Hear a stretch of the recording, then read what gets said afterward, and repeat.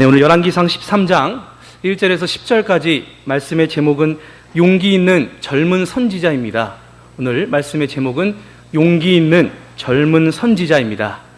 우리가 공과 공부를 통해서 열왕기상을 배우고 있습니다. 지난주에 이 앞부분을 통해서 우리가 살펴보는 것은 이스라엘이 남과 북으로 갈라진 것에 대해서 살펴봤습니다.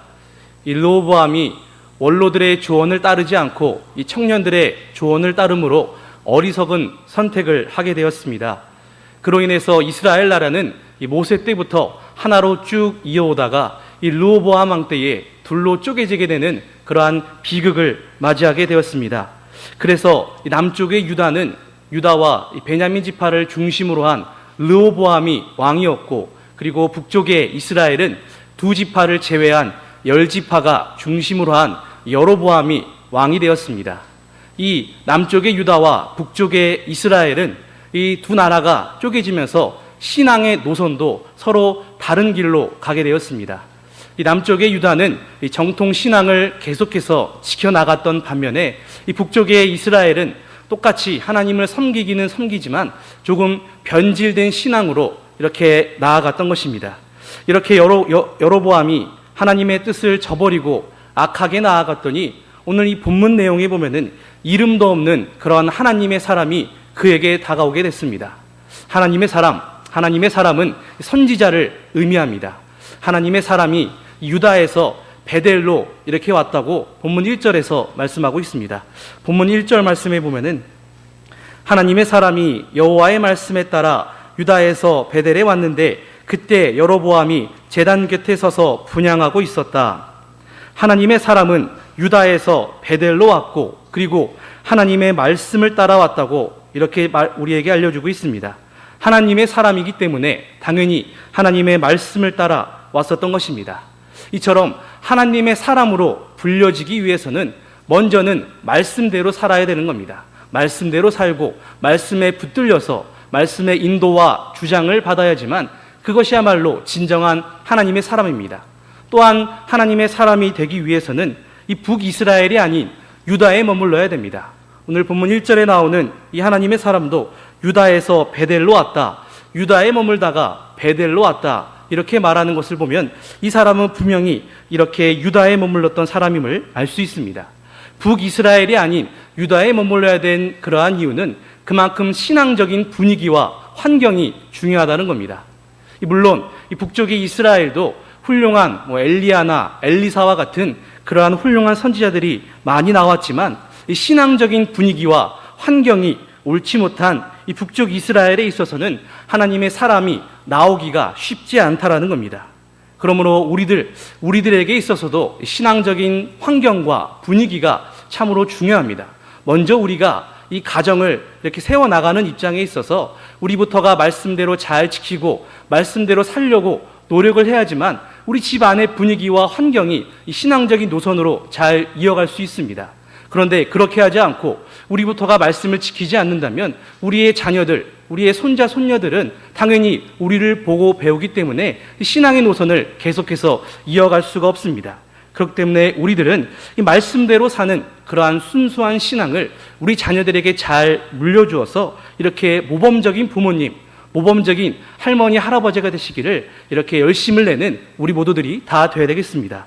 오늘 본문 내용에 보면은 제목에 보면 제가 용기 있는 젊은 선지자다 이렇게 말했습니다. 용기가 있다. 어떠한 면에서 용기가 있는가? 여기서 말하는 용기는 이 싸움을 잘하거나 말을 잘하거나 또는 힘이 센 사람을 의미하지 않습니다. 진정한 용기 있는 사람이라면 하나님의 말씀을 따라 살 때에 그 사람이야말로 진정으로 용기 있는 사람입니다. 이 용기 있는 사람은 나설 때와 물러설 때를 바로 알고, 그리고 어려운 가운데서도 하나님의 말씀을 전하는 사람, 이러한 사람이야말로 진정으로 용기 있는 사람입니다. 그러므로 하나님의 말씀대로 살고 또한 하나님의 말씀을 나의 양식으로 삼아서 이렇게 잘 살아가는 사람이야말로 용기 있고 지혜로운 사람에 해당이 됩니다.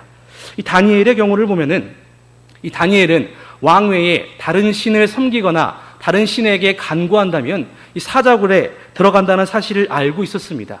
그러한 사실을 알면서도 그는 말씀대로 살려는 진정한 용기가 있었기 때문에 변함없이 하루에 3번씩 하나님 앞에 기도를 했습니다. 다니엘 6장 10절 말씀입니다. 다니엘 6장 10절 읽어주시기 바랍니다. 다니엘은 그 조서에 왕의 도장이 찍힌 것을 알고도 자기 집으로 가서 자기 집 다락방에서 예루살렘을 향하여 창문을 열고 이전에 하던 대로 하루에 3번씩 무릎 꿇고 기도하며 하나님께 감사하였다. 다니엘이 하나님 말씀대로 살았기 때문에 그는 사자굴에 들어가서 죽는다는 사실을 알고 있음에도 불구하고 이러한 용기가 나와서 변함없이 이렇게 하루에 3번씩 하나님 앞에 기도를 했던 겁니다. 다니엘뿐만 아니라 다니엘의 세 친구 이 사드락과 메삭과 아벳느고도 왕이 만든 금신상에게 절하지 않는다면 용광로에 빠져 불타 죽는다는 사실을 알면서도 용기 있게 하나님의 말씀을 잘 지키면서 금신상에게 경배하지 않았습니다. 그리고 결국 그들은 평소보다 7배나 뜨거운 용광로에 빠지게 되었습니다. 죽었을까요? 살았을까요? 당연히 살았겠죠. 그 말씀에 보면은 머리카락 하나 그슬리지 않고 불에 탄 냄새조차 나지 않는다고 분명히 말씀하고 있습니다. 다니엘 3장 27절 말씀입니다. 다니엘 3장 27절 읽어주시기 바랍니다. 총독들과 주지사들과 도지사들과 왕의 고문관들이 모여 이 사람들을 살펴보니 불이 그들의 몸을 해치지 못하여 그들의 머리카락도 그슬리지 아니하였고 그들의 겉옷도 상하지 않았으며 그들에게서는 불에 탄 냄새조차 나지 않았다. 머리카락도 그슬리지 않고 겉옷도 상하지 않고 불에 탄 냄새조차 나지 않았다. 이렇게 말씀하고 있습니다. 이 사드락과 메삭과 아벳느고는 말씀을 지키는 용기가 있었기 때문에 하나님께서 위기의 상황에서 그들을 건져주신 겁니다. 그러므로 이 본문 말씀을 통해서 여러분들이 기억해야 되는 것은 우리 교회학교 선생님들은 먼저 아이들이나 학생들에게 진정한 용기가 무엇인지를 잘 설명해 주셔서 앞으로 우리 학생들이 우리 교회에서 자라나는 그러한 가운데 있어서 하나님의 사람으로서 용기 있는 사람이 될 수 있도록 잘 인도해 주는 우리 선생님들이 되시고 또한 저와 여러분들도 이 말씀을 통해서 먼저 말씀대로 살고 말씀을 순종하며 잘 지켜나가는 우리가 되어서 하나님의 사람으로서 용기 있는 삶을 사는 우리 모두들이 다 되어야 된다는 겁니다. 그러면 오늘 본문에 나오는 이 용기 있는 하나님의 사람이 과연 어떠한 행동을 했길래 그가 참으로 용기 있는 사람인가? 이 젊은 선지자의 용기 있는 행동, 첫 번째 대지는 여로보암의 죄를 책망했습니다. 여로보암의 죄를 책망함 1절에서 3절까지 말씀입니다. 본문 1절을 다시 보면 하나님의 사람이 여호와의 말씀에 따라 유다에서 베델에 왔는데 그때 여로보암이 제단 곁에 서서 분향하고 있었다. 여로보암은 제단 곁에 서서 분향하고 있었는데 그때 하나님의 사람이 여로보암에게 왔습니다. 여로보암에게 책망을 했다라고 했는데 그러면 여로보암이 지은 죄가 무엇이길래 이 하나님의 사람이 책망을 하였던 것일까? 우리가 지난주에 이 앞부분을 통해서 살펴보는 것은 여로보암은 하나님 앞에 3가지의 죄를 지었습니다.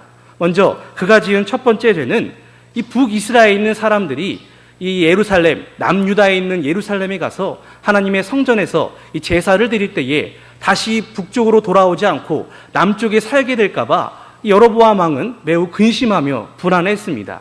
그래서 많은 사람들의 의견을 조율해서 그가 만든 것이 단과 베델에 금송아지를 만들었습니다. 금송아지를 만들어서 이 금송아지가 이집트에서 너희를 인도해 놓으신 하나님이다 그렇게 말했습니다. 즉 자신뿐만 아니라 백성들에게 우상을 섬기게 하는 그러한 죄를 범했습니다.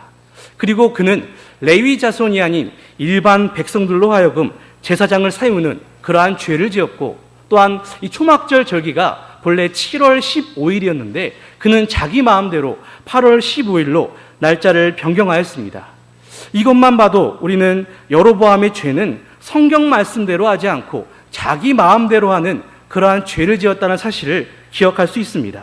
성경 말씀이 아닌 자기 마음대로 하는 것, 하나님 앞에 큰 죄를 그가 저지른 겁니다. 우리들도 이 살아갈 때에 하나님 중심이냐 자기 중심이냐 이러한 것이 참으로 우리에게 중요합니다. 만약에 우리가 자기 중심적으로 살게 된다면 자기가 우상이 되고 또 육신의 소욕에 빠져서 결국 멸망의 길을 걸어갈 수밖에 없습니다. 그렇지만 우리가 하나님 중심으로 살게 된다면 오직 말씀대로 살고 말씀 가운데 살려고 노력을 하면서 하나님의 인도와 주장을 받게 되는 것입니다. 그렇기 때문에 우리들은 하나님 중심이냐 자기 중심이냐 이 두 가지를 놓고 고민하지 말고 하나님 중심적인 삶을 사는 우리가 되어야 된다는 겁니다. 그러므로 우리들은 자기라는 신을 내어버려야 됩니다. 출애굽기 3장에 보면은 하나님께서 떨기나무 가운데 모세에게 나타나셔서 내 발에 신을 벗어라 그렇게 말씀하셨듯이 우리들도 자기라는 신, 자기라는 우상, 자기가 하려는 그러한 욕심들 이 모든 것들을 다 버려버리고 하나님 중심적으로만 살며 하나님께만 이끌림을 받는 우리 모두들이 다 되어야 되겠습니다. 이렇게 하나님 앞에 죄를 지은 여로보암에게 용기 있는 선지자가 와서 책망을 합니다. 그 책망하는 내용이 무엇인가? 오늘 본문 2절과 3절에 있습니다. 우리가 2절과 3절 같이 한번 읽어보겠습니다. 2절, 3절 같이 읽겠습니다. 시작. 그가 제단을 향해 여호와의 말씀으로 외쳐 말하기를 제단아 제단아 여호와께서 이렇게 말씀하신다. 보아라 다윗의 집에 요시아라 하는 한 아들이 태어날 것인데 그가 내 위에서 분향하는 산당의 제사장들을 내 위에 제물로 바칠 것이며 또 사람의 뼈를 내 위에 태울 것이다 하고 그날에 그가 징조를 주며 말하기를 이것이 여호와께서 말씀하신 징조이다. 제단이 갈라지며 그 위에 있는 재가 쏟아질 것이다 하였다. 2절과 3절에 나와 있는 말씀은 즉 하나님의 사람이 여로보암을 책망할 때에 그는 자기의 말로 책망하지 않고 하나님의 말씀대로 책망을 하였습니다. 2절 말씀의 초반부에 보면은 그가 제단을 향해 여호와의 말씀으로 외쳐 말하기를 하나님의 말씀으로 외쳐 말하면서 여로보암의 죄를 책망하였다는 겁니다. 그 책망의 내용은 장차 이 다윗의 집에 요시아라는 사람이 나올 것인데 이 요시아가 잘못된 제사를 드리는 제사장들을 제단 위에 제물로 바칠 것이고 또한 사람의 뼈를 내 위에 태울 것이다 이렇게 말씀하고 있습니다. 자, 이러한 예언의 내용, 그가 책망받는 그러한 예언의 내용은 훗날 시간이 지나서 이 말씀 그대로 요시아 왕 때에 그대로 이루어졌습니다. 열왕기하 23장 15절에서 16절 말씀입니다. 열왕기하 23장 15절 16절 읽어주시기 바랍니다. 또한 베델에 있는 산당의 제단 즉 느밧의 아들 여로보암이 만들어 이스라엘로 죄를 짓게 한 그 제단과 산당도 헐어버렸으니 그 산당은 불사른 뒤 빻아서 가루로 만들고 아세라 우상은 태워버렸다. 요시아가 얼굴을 돌려 산에 있는 무덤들을 보고 사람을 보내 무덤들에서 뼈들을 가져오게 하고 그것을 제단 위에서 불사르고 그곳을 부정한 곳으로 지정하였다. 이 일들을 하나님의 사람이 선포하였었는데 그가 선포한 여호와의 말씀대로 되었다. 여로보암이 만들었던 제단과 산당 헐어버리고 그 산당을 불사른 뒤 빻아서 가루로 만들고 아세라 우상을 태워버렸다. 그러면서 그곳을 부정한 곳으로 지정하였다. 라고 하면서 16절 후반부에 보면은 이 일들을 하나님의 사람이 선포하였었는데 그가 선포한 여호와의 말씀대로 되었다. 요시아 왕의 시대는 이 여로보암 왕 때로부터 약 300년 정도 시간이 지나고 또 다윗의 17대 손이 바로 이 요시아 왕이었습니다. 요시아 왕은 그가 말씀과 믿음으로 잘 자라났기 때문에 나라에 여러 문제가 있었을 때 그때 하나님을 의지하면서 믿음으로 잘 해결하였습니다. 그래서 베델과 단에 있는 이러한 산당과 아세르 우상을 부셔버리고 부정한 것으로 그곳을 지정하였습니다. 이것을 볼 때 하나님의 말씀은 비록 오랜 세월이 지났어도 분명히 실행되어진다는 사실을 우리는 알 수 있습니다. 왜냐하면 사람이 말한 것도 아니라 하나님께서 하신 말씀이기 때문에 분명히 이루어지는 겁니다. 그러므로 우리들은 하나님의 말씀은 한마디도 땅에 떨어지지 않고 그대로 실행된다는 사실을 반드시 기억해야 됩니다. 오늘날에도 이 성경 말씀을 통해 하나님께서 말씀하신 것들이 분명히 있습니다. 예를 들어서 예수 그리스도를 믿으면 그 사람은 천국 백성이 되고 또한 예수님께서 부활의 첫 열매가 되셨기 때문에 예수 믿는 우리들도 부활한다 또는 부모를 공경하게 되면 장수하는 복을 받는다. 이러한 모든 것들 하나님께서 우리에게 하신 그러한 말씀입니다. 이 말씀 하나님께서 하신 것이기 때문에 하나도 땅에 떨어지지 않고 그 말씀 그대로 분명히 다 이루어진다는 겁니다. 그러므로 우리들은 이 모든 것들 하나님께서 하신 말씀이기 때문에 다 이루어진다는 사실을 반드시 잘 믿고 말씀대로 순종하며 이러한 복에 참여하는 우리 모두들이 다 되어야 되는 겁니다. 그리고 이것을 통해서 우리가 또 한 가지 기억해야 되는 것은 말을 할 때에 하나님의 뜻에 맞는지 안 맞는지를 우리 스스로가 한 번 더 생각해 봐야 되는 겁니다. 오늘 본문에 나오는 하나님의 사람도 2절에 나와 있듯이 하나님의 말씀이 맞기 때문에 그게 하나님의 뜻인 줄 알고 여로보암에게 했듯이 우리들도 상대방이나 다른 사람들에게 어떠한 말을 할 때에 이게 과연 하나님의 뜻에 맞는 것인지 안 맞는 것인지 한 번 더 생각하며 조심해야 되는 겁니다. 이처럼 말을 하는 것, 그것 자체가 굉장히 신중하고 조심하게 말을 해야 된다는 겁니다. 그러므로 우리가 혹시나 남에게 실수하는 말, 하나님의 뜻에 맞지 않는 말을 한다면 우리 안에 있는 성령님께서 근심한다는 사실을 잘 기억해서 우리들은 말로 인해 실수하는 그러한 자들이 되지 말고 오히려 하나님의 뜻에 맞는 말을 하고 남을 세우며 덕을 잘 세우는 그러한 말을 하면서 대답할 때에도 온유하고 유순한 마음으로 대답까지 잘해주는 우리 모두들이 다 돼야 되는 겁니다. 이처럼 젊은 선지자가 먼저 용기 있게 행동한 것은 여로보암의 죄를 책망하였다는 겁니다. 우리들도 이 말씀을 잘 기억해서 말할 때나 또 하나님의 말씀이 반드시 이루어진다는 사실을 잘 기억해서 이 말씀만 순종하며 말씀만 잘 지켜나가는 저와 여러분들이 되시길 간절히 바랍니다. 젊은 선지자의 용기 있는 행동 두 번째 대지는 여로보암을 위해 기도하였습니다. 여로보암을 위해 기도함 4절에서 6절까지 말씀입니다. 하나님의 사람이 여로보암에게 하나님의 말씀을 예언하자 제단이 갈라지고 그 위에 재가 쏟아질 것이라고 이렇게 말씀했습니다. 그러자 여로보암은 그 말을 듣고 이렇게 그 사람을 향해 손을 뻗으면서 저 사람을 잡으라라고 그렇게 말을 했습니다. 본문 4절과 5절 말씀에 나와 있는데 우리가 4절과 5절 같이 읽어보겠습니다.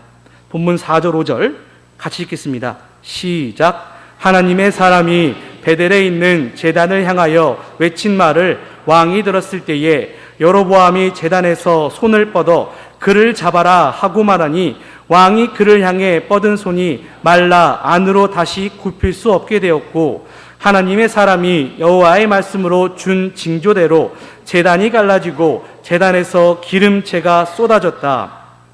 여로보암이 손을 뻗어 잡으라고 말했지만 뻗은 손이 말라서 다시 굽힐 수 없게 되었고 또 하나님의 말씀대로 제단이 갈라지고 제단에서 기름체가 쏟아졌다고 분명히 말씀하고 있습니다. 하나님의 사람이나 우리나 육신적으로 봤을 때에 똑같은 사람의 몸을 입고 있는 그러한 상황이지만 이 하나님의 사람은 그가 하나님의 말씀을 의지하며 그 말을 할 때에 그대로 이루어진 것입니다. 왜냐하면 하나님의 말씀이 그만큼 능력이 있기 때문입니다. 그가 하나님의 능력을 믿고 이렇게 힘있게 얘기했을 때에 팔이 안으로 굽혀지지 않는 그러한 능력이 그에게 임하게 되었다는 겁니다. 우리가 이 부분을 통해서 한 가지 발견할 수 있는 것은 이 선지자가 이러한 말을 했을 때에 이 르호보암과 여로보암이 서로 대하는 차이가 분명히 있다는 것을 알 수 있습니다. 먼저 르호보암은 이 선지자가 그에게 이러한 말을 했을 때에 그가 어떻게 대답을 하였을까?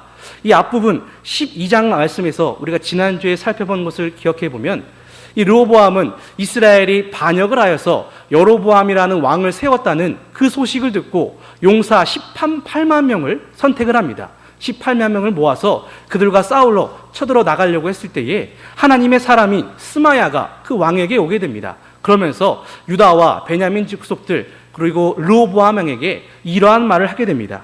열왕기상 12장 24절입니다. 열왕기상 12장 24절 우리 바로 옆이기 때문에 같이 한번 읽어보겠습니다. 열왕기상 12장 24절 같이 읽어보겠습니다. 시작.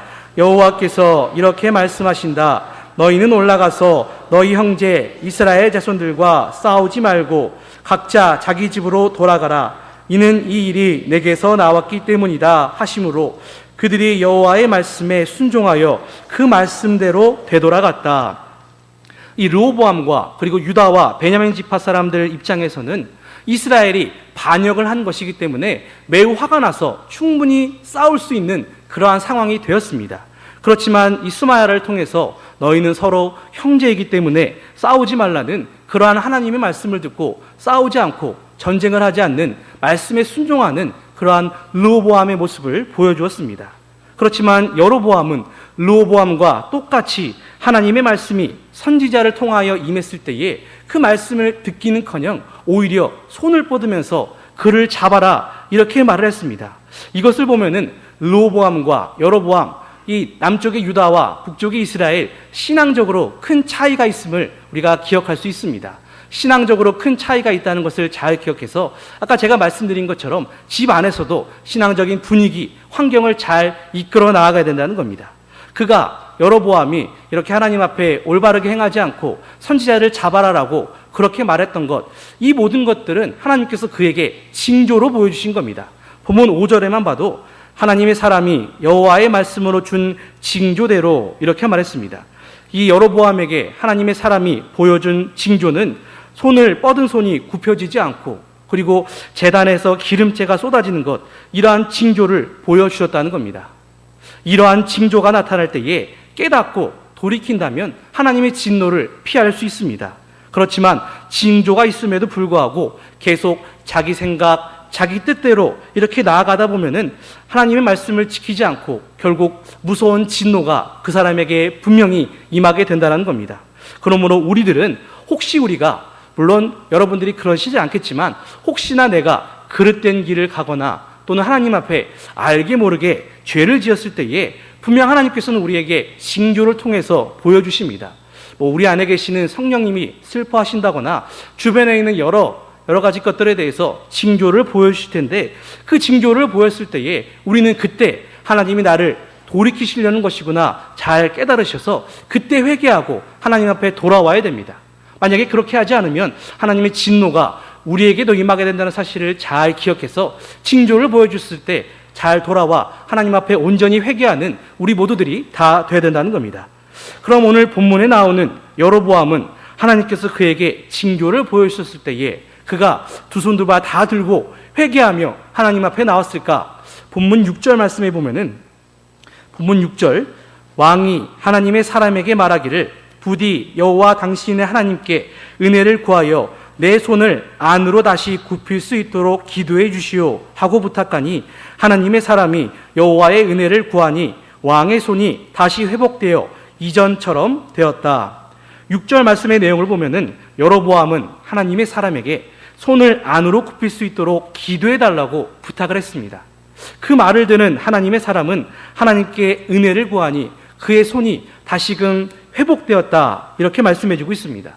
6절 한 절만 놓고 본다면 여로보암은 하나님이 징조를 보여주셨을 때에 그때 회개하고 돌이켰다는 사실을 우리는 알 수 있습니다. 그렇지만 6절 한 절만 보면 그렇지 그가 한 회개, 그가 한 기도의 요청은 일시적인 것이고 당장 눈앞에 있는 어려움만 해결하려고 하는 그러한 간사한 머리를 쓴 것입니다.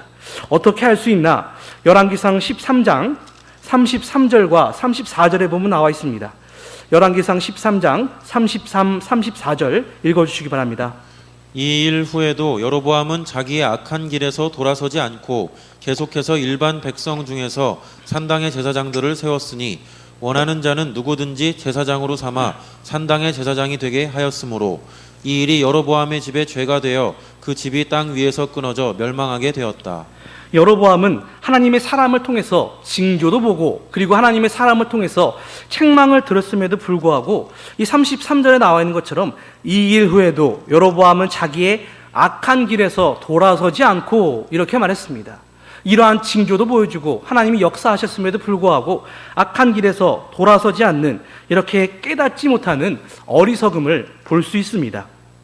이 비록 여로보암은 당장 눈앞에 놓인 문제만 해결하려고 기도를 부착하였지만 기도를 한 선지자는 어땠을까요? 그는 눈앞에 보이는 것만 기도하였고 선지자는 그에게 위해서 기도했을 때에 참으로 그를 불쌍히 여기며 하나님 앞에 긍휼을 원하는 그러한 기도를 하였다는 겁니다. 이 하나님의 사람은 기도했을 때에 진심으로 기도하고 또 하나님 앞에 온전히 간구했을 때에 하나님께서 그 기도를 들어주셔서 왕의 선이 이전처럼 회복되었다는 겁니다. 이처럼 그가 한 기도, 이 원수일지라도 불쌍히 여기며 긍휼을 베풀어 달라는 그러한 기도를 하였다는 겁니다. 우리들도 기도할 때에 상대방을 위해서 이러한 기도를 해 주어야 됩니다. 우리 예수님께서도 원수를 사랑하고 그리고 나를 박해하는 자를 위해서 기도해줘라, 그렇게 말씀하고 있습니다. 마태복음 5장 44절입니다. 마태복음 5장 44절 읽어주시기 바랍니다. 나는 너희에게 말한다. 너희 원수들을 사랑하고 너희를 박해하는 자들을 위하여 기도하여라. 원수들을 사랑하고 박해하는 자들을 위해서 기도해 주어라, 이렇게 우리 예수님께서 말씀해 주고 있습니다. 원수까지도 사랑하며 그들을 위해서 기도해 줘야 됩니다. 하나님의 사람이 여로보암을 위해서 기도해 준 것, 하나님의 긍휼을 나타나며 그리고 상대방을 불쌍히 여기는 기도를 한 것입니다.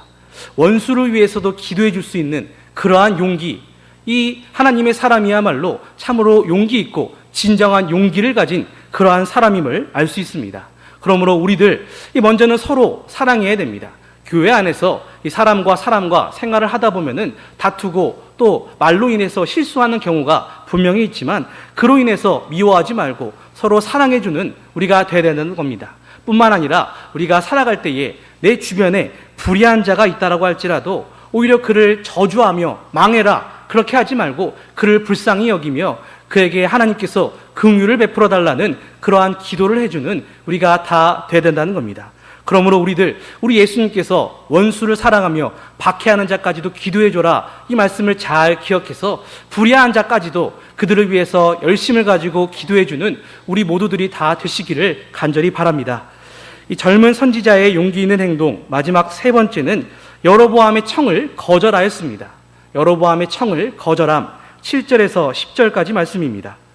여로보암은 자기의 굽혀졌던 손이 펴졌기 때문에 이 선지자를 불러서 자기 집에서 데리고 와 이렇게 쉬게 하며 그리고 선물을 준다고 말씀하고 있습니다. 본문 7절 말씀해 보면은 왕이 하나님의 사람에게 나와 함께 집으로 가서 쉬도록 합시다. 내가 당신에게 선물을 주겠소 하고 말하였으나, 왕이 그의 손이 회복되었기 때문에 하나님의 사람을 잘 대접해 주려고 했습니다. 그렇지만 하나님의 사람은 하나님의 말씀을 따라가기 위해서 여로보암의 청을 거절하였습니다.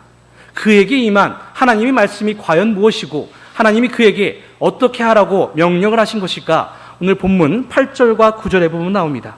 우리가 8절과 9절 같이 읽어보겠습니다. 8절 9절 같이 읽겠습니다. 시작. 하나님의 사람이 왕에게 말하기를 왕이 제게 왕의 집에 절반을 준다 해도 저는 왕과 함께 가지 아니하고 저는 이곳에서 음식도 먹지 않으며 물도 마시지 않을 것입니다. 이는 여호와의 말씀이 제게 명령하시기를 너는 음식도 먹지 말고 물도 마시지 말고 내가 갔던 길로 되돌아오지도 마라 하셨기 때문입니다 하고, 하나님의 사람은 왕에게 당신의 집을 절반을 준다 그래도 내가 음식과 그리고 물도 먹지 않겠습니다, 이렇게 말했습니다. 그렇게 말한 이유는 9절 초반부에 나와 있는 것처럼 여호와의 말씀이 제게 명령하시기를, 하나님의 말씀이 그에게 임하였다는 겁니다. 하나님은 하나님의 사람에게 여로보암 왕과 어떠한 교제도 하지 않고 음식과 물도 먹지 말라, 그렇게 말했던 것입니다. 이것은 선지자로서 하나님의 사명, 하나님의 말씀을 잘 전하였기 때문에 그 이상도 이하도 없이 그것 자체가 이 사명을 잘 감당하는 것입니다. 만약에 하나님의 사람이 왕과 이런저런 대화를 나누고 인간적인 교제를 한다면 선지자의 입장에서는 큰 손해를 볼 수밖에 없기 때문에 하나님께서는 애초에 물도 먹지 말고 음식도 먹지 말라, 그렇게 말씀하셨던 겁니다. 이 선지자의 입장에서 봤을 때에 자기는 당연히 한 것이고 또한 선물도 준다고 했는데 이것을 마치 뿌리치기는 쉽지 않았을 겁니다. 그렇지만 그는 하나님의 말씀이 그에게 임하였기 때문에 이러한 청을 거절하고 인간의 생각, 인간의 판단, 모든 것들을 다 버리고 하나님이 하라는 대로, 하나님이 가라는 대로 그는 순종하며 나아갔던 것입니다. 즉 하나님의 말씀대로만 행하고 말씀만 따라갔던 것입니다. 그러므로 참으로 용기 있는 사람은 이 하나님의 말씀만 붙잡힌 그러한 사람입니다. 우리도 이 시대에 하나님의 사람임을 잘 기억해서 내 생각과 내 뜻을, 나의 판단을 다 버려버리고 오직 하나님의 말씀만 붙잡히는 우리가 되어야 되는 겁니다. 앞으로 저와 여러분들은 말씀을 우리의 영의 양식으로 삼고 잘 섭취하며 잘 자라나서 말씀 중심의 그러한 신앙생활만 하는 우리 모두들이 다 되시기를 간절히 바랍니다. 오늘 이 본문 말씀을 통해서 용기 있는 하나님의 사람에 대해서 우리가 살펴봤습니다.